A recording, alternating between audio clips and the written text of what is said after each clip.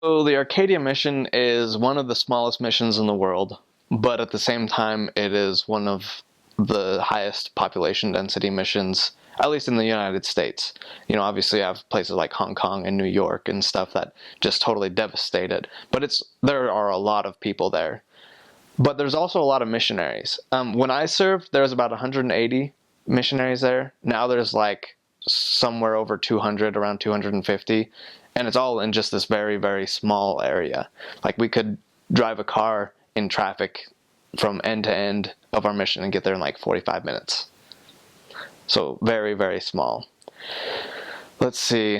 We have a little bit of East LA. We've got Pasadena, places like Chino. There is a lot of like immigration populations, so a lot of like ghettos. You have entire cities that just have people from China. You have entire neighborhoods of people just from El Salvador or Mexico. There's actually a couple spots where there are people from Germany even, or Portuguese, or Portugal. It's crazy. People from everywhere in the mission. It's a veritable melting pot. We have apparently the biggest track meet in the United States happens in that mission. It used to be right across from the mission home. We have horse racing. That's all stuff that I've never really seen.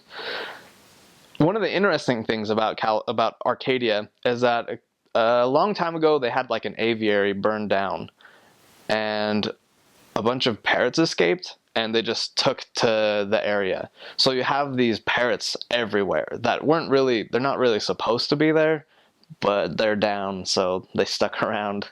Let's see, because of the huge diversity, you actually have there's a lot of interesting religious backgrounds that you can run into. They're the biggest Buddhist temple in the world outside of the Eastern Hemisphere is in that mission. That's kind of an interesting thing. So running into Buddhists is not something that is uncommon. People without a Christian background. It happens all the time. For me, I served in Spanish, so anytime I ran into those people, I just had to refer them over to the Chinese-speaking elders. But we found a lot. It was kind of cool. Interesting to have that experience of talking to people who really didn't have that Christian background. That, I don't know, a lot of the times that's where you start. It's like, oh yeah, you believe in Christ? Kind of a deal. But with this, you couldn't do that all the time. So obviously we had English and Spanish. There were Armenian elders. There were, we had Filipino speaking, so Tagalog. We had a Tongan companionship.